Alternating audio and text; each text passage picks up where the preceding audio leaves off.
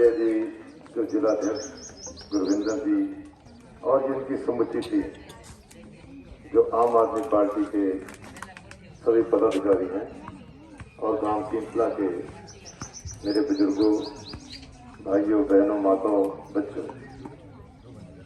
वैसे जो बातें पहले चल रही थी, जब मैं यहाँ गांव में आया तो मैंने पूछा कितनी वोटें हैं इस गांव की, तो उन्होंने बताया कि 900 वोट हैं।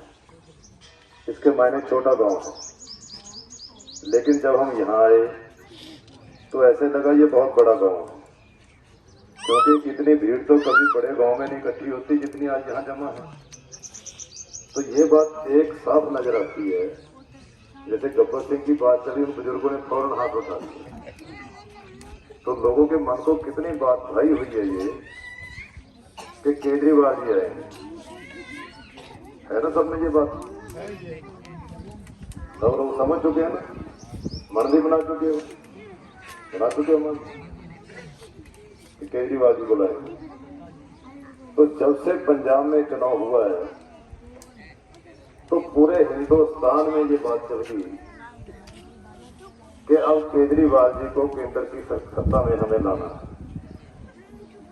और हर प्रदेश में जहां चुनाव होने जा रहे हैं, एक ऐसी लहर चल रही है कि सभी वहां के लोग, जैसे गुजरात में है, सबसे बड़ी बात पहले गुजरात की है, जहां पिछले करीब 25 साल से, बेटे चुप करो बच्चों, 25 साल से वहां भारतीय जनता पार्टी की सत्ता चल रही है।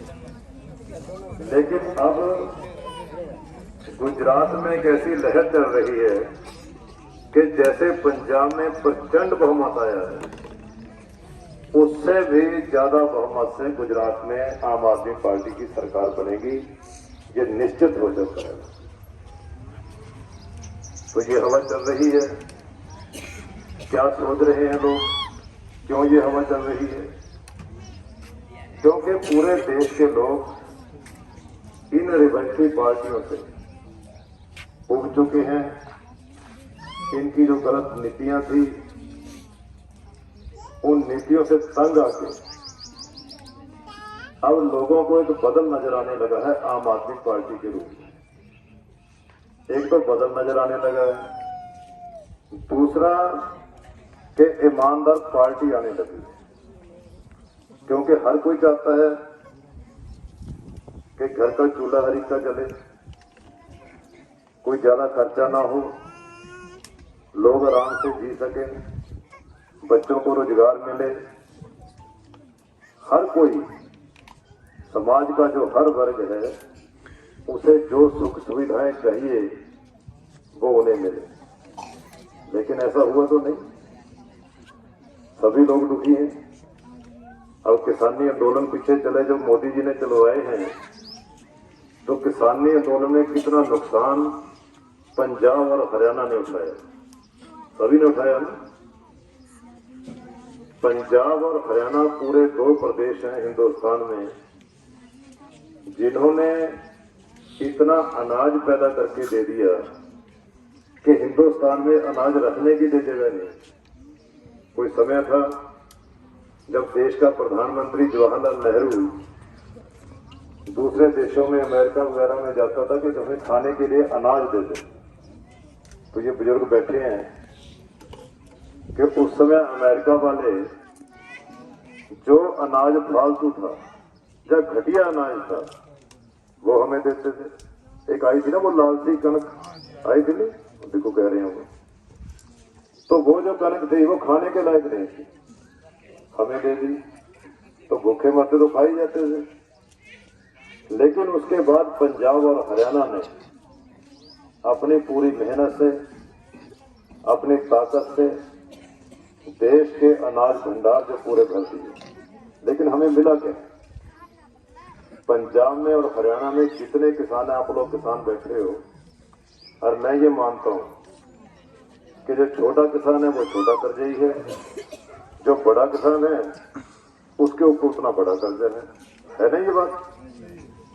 तो हमने तो अपना सब कुछ खो दिया ना, जमीनें अपनी उपजाऊ शक्ति खो दी, पानी अपने नीचे चले गए, कर्जई हम खुद हो गए, हर कोई कर्जे की मार के नीचे है।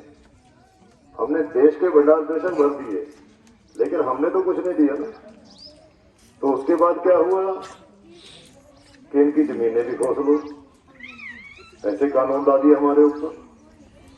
लेकिन मैं आपको बधाई देनी चाहता हूं इस बात की कि पंजाब और हरियाणा के किसानों जो ये मोदी कहते थे कि इसके मोदी के तो बैंक घेर ही नहीं है, ये कैसे मसला हल होगा, लेकिन आप लोगों की बहादुरी ने पंजाब और हरियाणा के किसान महाशक्ति से अड़े रहे, तो उस मोदी के बैंक घेर भी आपने डाल दिया, उसे अपने काले कानून भी वापस लेने पड़ गए।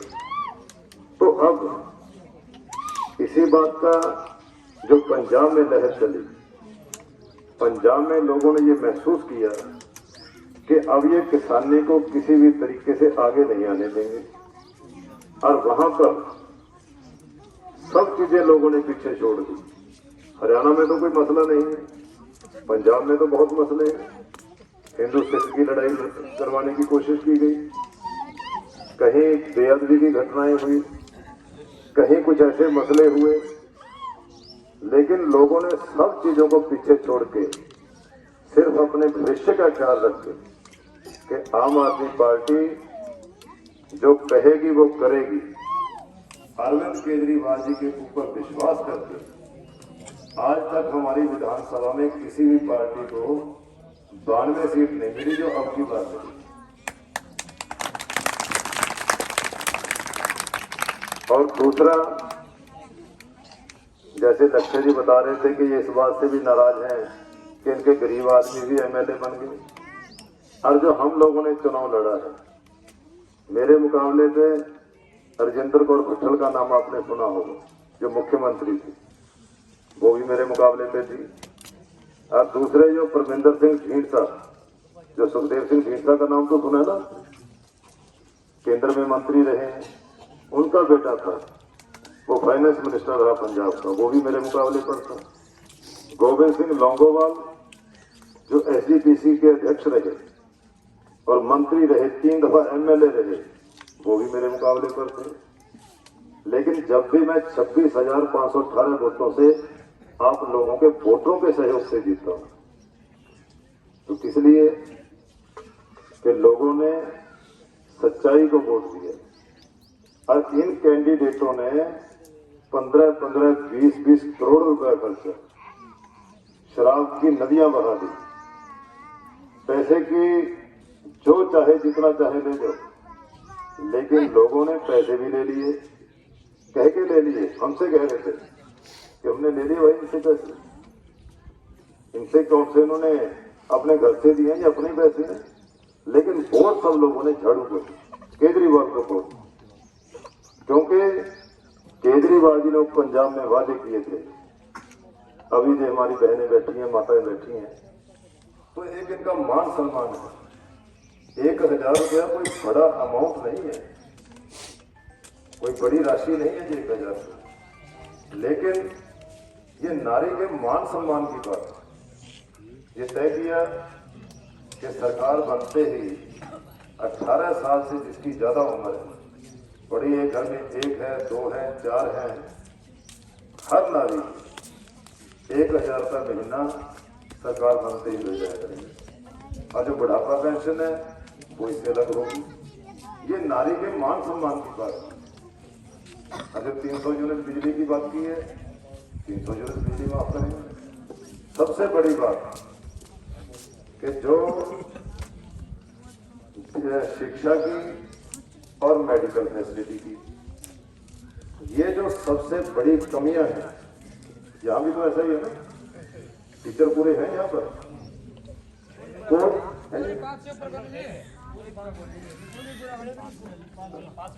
5वीं तक का स्कूल है, और कोई डिस्पेंसरी वगैरह, कहीं भी पूरे प्रदेश में ऐसा नहीं है कि जहां कोई डिस्पेंसरी हो वहां डॉक्टर हो, और जहां स्कूल है वहां अध्यापक हो, कहीं नहीं है।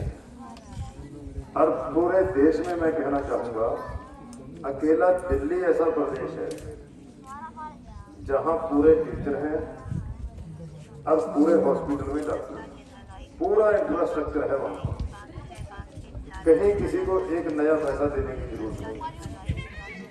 हॉस्पिटल में जाते हैं लोग, आधार कार्ड दिखाया, इलाज शुरू हो।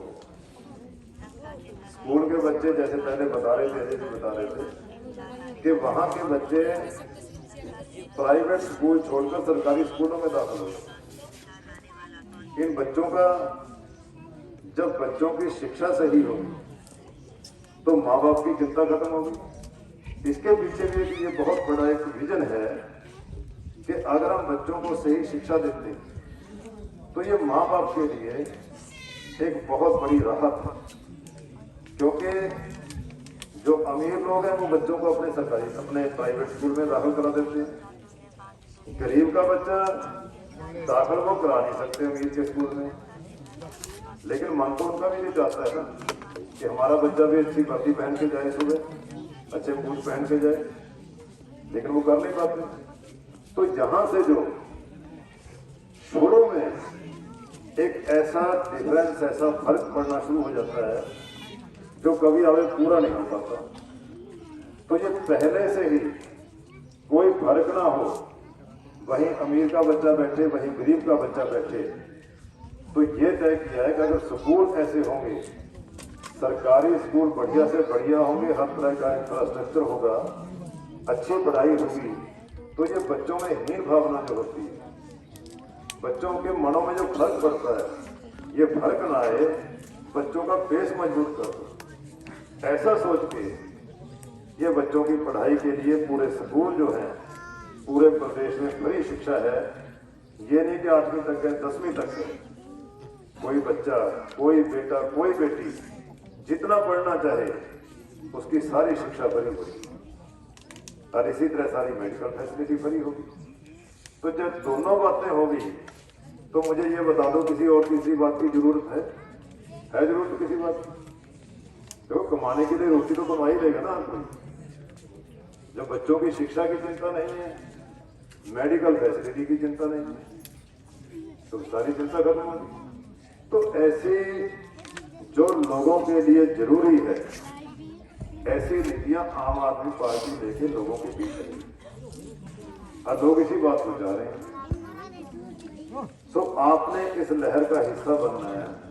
वैसे आप तो बने हुए हैं, मैं समझता हूं हमें कहने की ज्यादा जरूरत ही नहीं है। जैसा देख रहे हैं कि इतने लोग, मेरे ख्याल में 900 वोट सारी है और 500 वोट तो यही बैठी है ना, 500 वोट।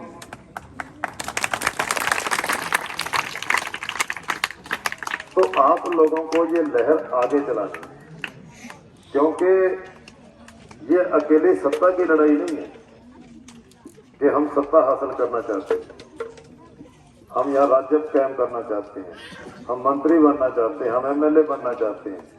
ऐसा नहीं है, हम लोग सेवा करने के लिए आए। दिल्ली में आपने देखा होगा, वहां हर एमएलए का एक कार्ड बना हुआ है, उनकी रिपोर्टिंग होती है कि ये एमएलए क्या कर रहे हैं। और जो पीछे चुनाव हुए थे, 15 एमएलए को टिकट काट दिए गए जो सही काम नहीं कर पाए। मतलब कहने का कि उन्हें एक ही बात है कि जो लोग चुने गए हैं वो लोगों की सेवा करें, लोगों के काम आए। और इसीलिए जो हमारे गरीब लोग चुने गए हैं वहां पर, तो वो सेवा करते थे, उनसे ज्यादा सेवा कौन कर सकेगा?